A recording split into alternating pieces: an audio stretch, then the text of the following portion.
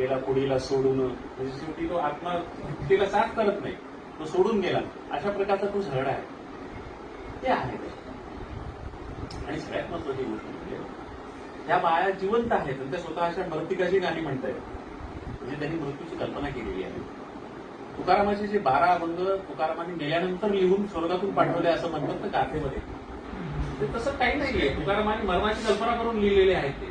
लोक म्हणले तुकाराम महाराजांनी मेल्यावर स्वर्गातून पाठवलेले गेले आपण. तर ही परंपरा त्यांनी पण ऐकलं असणार ना, आईचं जात्यावरचं गाणं मर्तिकाचं म्हणताना.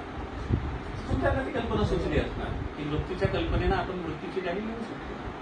तशी ती सगळी गाणी. आणि तो कार्यक्रम इकडं कोणीच करू देणार नाही ना मला.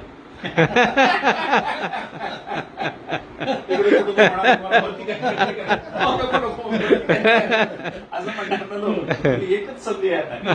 आपल्या डोक्यात आहे कधीपासून की आपल्याला ह्या गाण्याचा कार्यक्रम करायचा आहे, पण प्रतिष्ठित व्यासपीठावर हा कोणीच नको म्हणणार आहे, नको नको मृत्यूचं नको. म्हणून म्हटलं ही एक संधी आहे, एकमेव संधी आहे, आपण इथे हा कार्यक्रम करून पाहू, पण त्याला लाईव्ह करू.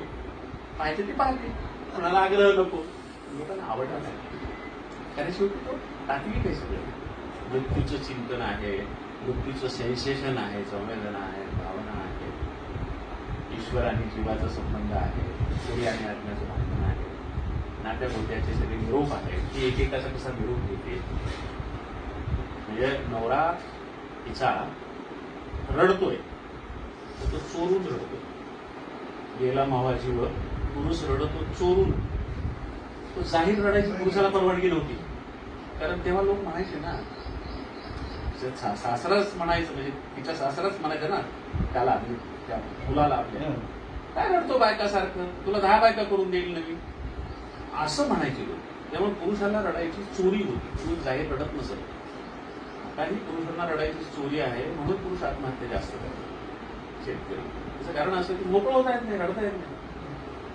तर ते पुरुषाला रडता येत नाही म्हणून तो गेला मोहा जीव पुरुष रडतो चोरून. म्हणजे ती वरून पाहते आहे की आपला नवरा आपल्याविषयीच्या भावना त्याच्या मनात आहेत, पण त्याला जाहीर रडता येत नाही, म्हणून तो दाराआड चोरून रडतो. आणि त्यावेळेस ती म्हणते की सांगते रामराया नांदा दुसरी चोरून.